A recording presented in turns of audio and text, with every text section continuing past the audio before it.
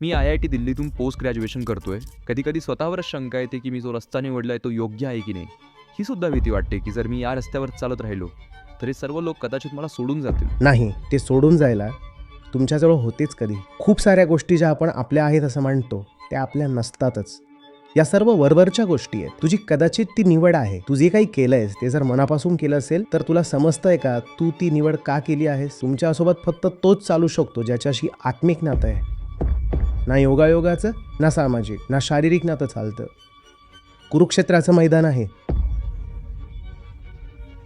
अर्जुनाच्या सोबत ना त्याचे भाऊ उभे आहेत, ना आई साथ देते, ना पत्नी साथ देते. आणि जे माझ्यासोबत इंजिनिअरिंगमध्ये होते, त्या लोकांचं असं म्हणणं आहे, की आम्ही आता मोठ्या MNCमध्ये आहोत. आता सीनियर पोझिशनवर ते जातील, तर त्यांची सॅलरी 1 लाख, 2 लाख रुपये महिना आहे. कधी-कधी नातेवाईक सुद्धा हेच म्हणतात, की यात इतके पैसे आहेत का? पैसा हवा असतो, नक्कीच हवा असतो, पण हे तर बघ किती हवा आहे. आता तुझं जे वय आहे, या वयात तू खूप जास्त पैशांचं काय करणार? हो, तुला स्वतःलाच विचारायला लागेल, काय करणार खूप पैशांचं?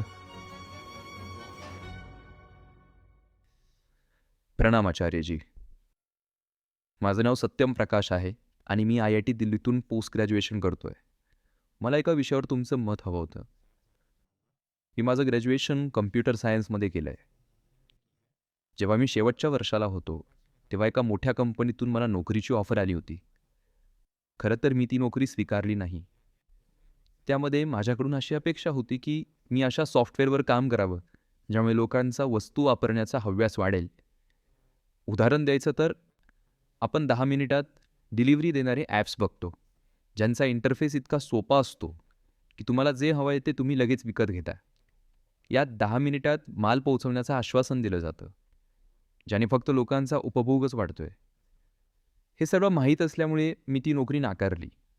साधारण त्याच वेळी मला IIT दिल्लीतल्या एका वेगळ्या प्रोग्रामबद्दल समजलं. Masters in public policy, specialisation in science technology innovation and sustainable development. मला तो विषय आवडला. मी परीक्षा दिली आणि माझं ॲडमिशन झालं. तर इथं आम्हाला clean energy, sustainable development goals, समानता, पाणी, शेती अशा गोष्टींबद्दल शिकवलं जातं, जे इंजिनिअरिंगपेक्षा खूप वेगळं आहे. आणि मला मजा पण येते शिकायला. पण ज्यांना मी माझं जवळचं म्हणतो आणि जे माझ्यासोबत इंजिनिअरिंगला होते, त्यांचं म्हणणं असं आहे, की आम्ही आता मोठ्या MNCमध्ये आहोत.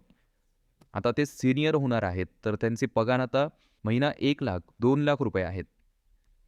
नातेवाईकसुद्धा विचारतात, की तू हे जे पर्यावरणाबद्दल शिकतोयस, यातून नक्की किती कमाई होणार? मग कधी-कधी स्वतःवरच शंका येते, की मी निवडलेला रस्ता बरोबर आहे की नाही? कधी-कधी डिमोटिवेटसुद्धा व्हायला होतं.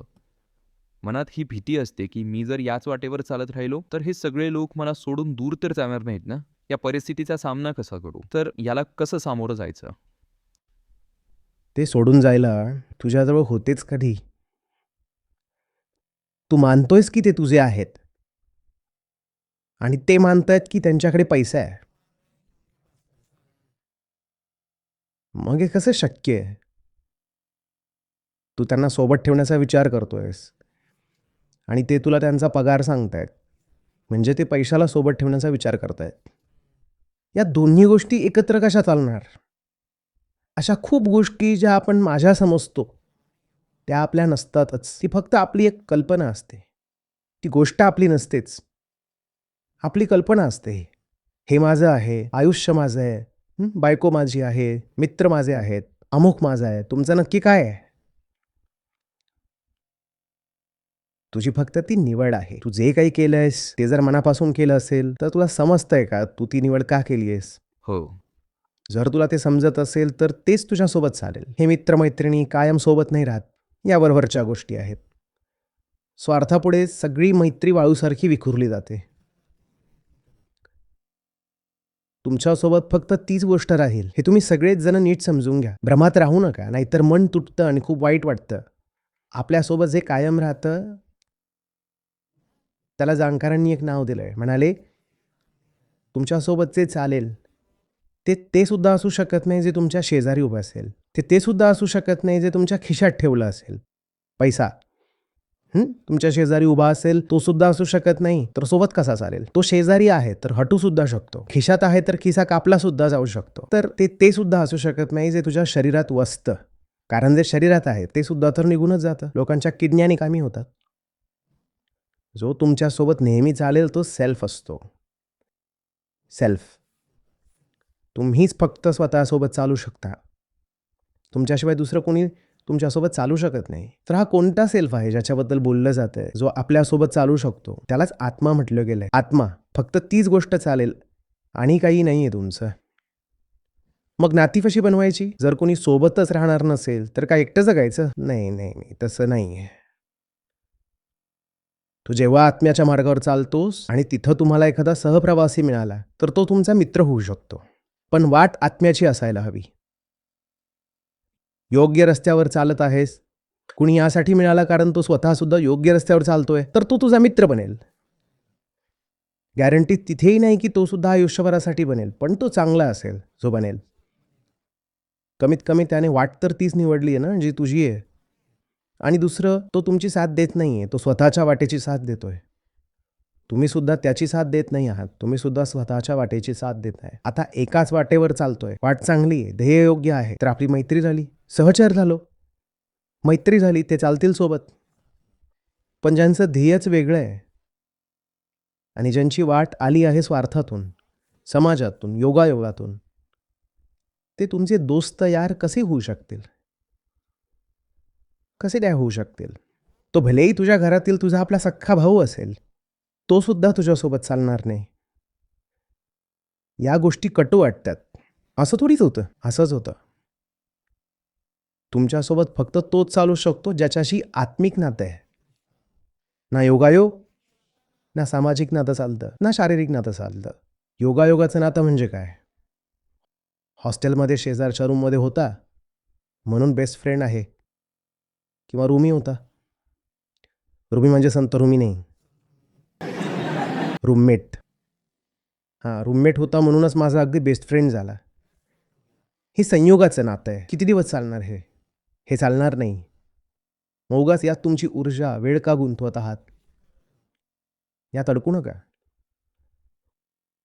कोणी माझा बेस्ट फ्रेंड फक्त एवढ्यासाठीच आहे की तो माझ्या डिपार्टमेंटमध्ये आहे. त्याचा एंट्री नंबर अगदी माझ्या नंबरला लागून आहे. कारण त्याचं नावही त्याच्या अल्फाबेटने, त्याच अक्षराने सुरू होतं. ठीक आहे. तर आता माझंही, तुमचं नाव काय आहे? सत्यम. तर आता तुम्ही सत्यम आहात. तर संतोष. सत्यम आणि संतोष अगदी लंगोटियार झाले. का? कारण एकच डिपार्टमेंट आहे, समोरासमोर आहे, आणि कळलं की हे दोघेही एकाच जिल्ह्यातले आहेत. म्हणून सुट्ट्या लागल्या की दोघे एकत्र ट्रेनचं रिझर्वेशन करून जायचे आणि ट्रेनमध्येही शेजारी शेजारी सीट असायची. म्हणून दोस्त झाले. हे चालणार नाही. हे संयोगाचं नातं आहे. मग शरीराचं नातं असतं. कुणाशी नातं फक्त यासाठीच जोडलं आहे की शरीराची मजबुरी आहे म्हणून नातं जोडलं. आणि शरीर आणि संयोग जेव्हा एकत्र येतात तेव्हा त्याला कुटुंबाचं नातं म्हणतात. तेही शरीराचंच असतं. कुटुंबियांशी आणखी काय नातं असतं? शरीराचंच. तर त्यांचा DNA तर तुमच्याकडे आहे. तेही चालणार नाही, तेही टिकत नाही. कुरुक्षेत्राचं मैदान आहे. अर्जुनाच्या सोबत तिथं त्याचे भाऊ बहीण आहेत. ना ते साथ देत आहेत, ना आई साथ देते, ना पत्नी देते. तो तिथं अगदी व्याकुळ, जणू वेडा झाल्यासारखा. केशवा, गांडीव थरथरतंय, पाय जळतायत, उभंही राहवत नाहीये, पण साथ द्यायला कुणीच येत नाही. साथ तर तेच देते जे आत्मिक असतात. तर भगवद्गीतेत त्यांचं नाव आहे कृष्ण. तुम्हाला हवं तर दुसरं कोणतंही नाव देऊ शकता, पण गोष्ट आत्मिक असली पाहिजे. समजलात? म्हणून हे कधीही वाईट मानायचं नाही की अमुक लोक कधी सोबत होते, आता सोबत नाहीत. वाईट हे नाही की ते आता सोबत नाहीत. वाईट हे आहे की तुम्ही अपेक्षा ठेवली की ते सोबत चालतील. जो ही अपेक्षा ठेवतो तो वेडा आहे. अशी अपेक्षा का ठेवताय? तुमची पहिली निष्ठा असली पाहिजे एक योग्य जीवन जगण्याकडे. आणि त्या योग्य जीवनात क्लीन एनर्जी, सस्टेनेबिलिटी हे येतच, निसंशय येतं. जे तुम्ही स्वतःसाठी निवडलंय तीच तुमची निष्ठा असली पाहिजे. मी तेच जगणार. आणि त्या मार्गावर चालताना जर एखादा सहप्रवासी मिळाला तर फारच चांगली गोष्ट आहे. चांगल्या मार्गावर चांगलाच माणूस भेटेल. आणि जर मार्गच चुकीचा निवडलात, म्हणजे रस्ता जर तिकडे मच्छी बाजाराकडे जात असेल तर त्यात सगळे मच्छी खाणारेच भेटतील. तिथं अजून कोण भेटणार आहे? योग्य मार्ग निवडा, त्या मार्गावर योग्य लोक भेटतील. आणि चांगली गोष्ट अशी असेल की त्यांना बांधून ठेवावं लागणार नाही, कारण ते स्वतःच त्या मार्गाच्या प्रेमात आहेत. ते तुमच्यासोबत चालले नाहीत तरी आपला मार्ग थोडीच सोडणार आहेत. ते तिथं तुमच्यासाठी चालतच नाही आहेत, ते स्वतःसाठी चालत आहेत. तेही आपल्या आत्म्यासाठी चालत आहेत. अशी नाती चांगली असतात. समजलं?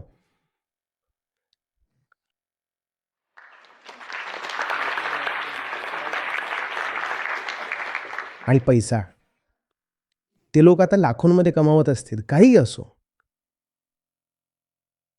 पैसा हवा असतो, नक्कीच हवा असतो. पण पहा ना किती हवा आहे. पैसा तुम्हाला स्वतःसाठी हवा असतो ना, सेल्फ. ते सर्वात आधी येतं. काहीही तुम्हाला कोणासाठी हवं आहे, स्वतःसाठीच हवं असतं. पैसा पैशासाठी तर नको असतो.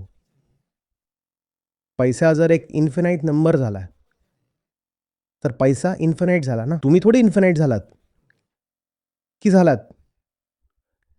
पैशाचा उपभोग तोपर्यंतच आहे जोपर्यंत तो सेल्फच्या म्हणजे तुमच्या कामी येतोय. तुम्हाला माहीत असलं पाहिजे की माझं सध्याचं लक्ष, माझं हित हे आत्ता पैशाशी जोडलेलं आहे. तर ठीक आहे, पैसा असायला हवा. पण एका मर्यादेनंतर साधारणपणे पैशानं हित साधलं जात नाही. पैशाची जी मार्जिनल युटिलिटी असते ना, ती एका बिंदूनंतर खूप कमी होते, शून्य होते. आणि पुढे अजून एक बिंदू येतो ज्यानंतर ती निगेटिव्ह होते. त्यानंतर सगळी ऊर्जा यातच जाते की पैसा सांभाळायचा कसा. आधी असं होतं की वेळ वाया जात होता की पैसा कमवायचा कसा.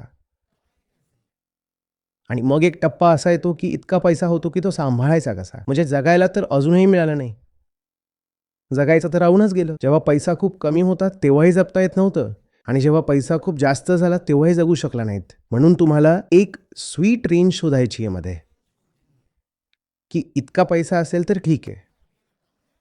आता हा ना कमी आहे ना जास्त. पैसा खूप कमीही नसावा, इतकाही कमी नसावा की तुम्हाला विचार करावा लागतोय की अरे खाणं पिणं वगैरे कसं चालेल. इतकाही कमी नसावा की राहण्यासाठी एखादी ठीकठाक जागा ना भाड्याने घेऊ शकता ना विकत घेऊ शकता. इतका कमीही नसावा पैसा. आणि पैसा इतका जास्तही नसावा की त्या पैशासाठीच संपूर्ण आयुष्य घालवताय. एका टप्प्यावर पोहोचल्यावर समजलं पाहिजे की यापेक्षा जास्त पैसा मला नकोय. आणि आत्ता तुमचं जे वय आहे, या वयात तुम्ही खूप जास्त पैशांचं करणार तरी काय, हे तुम्हालाच स्वतःला विचारावं लागेल. काय करणार एवढ्या पैशाचं?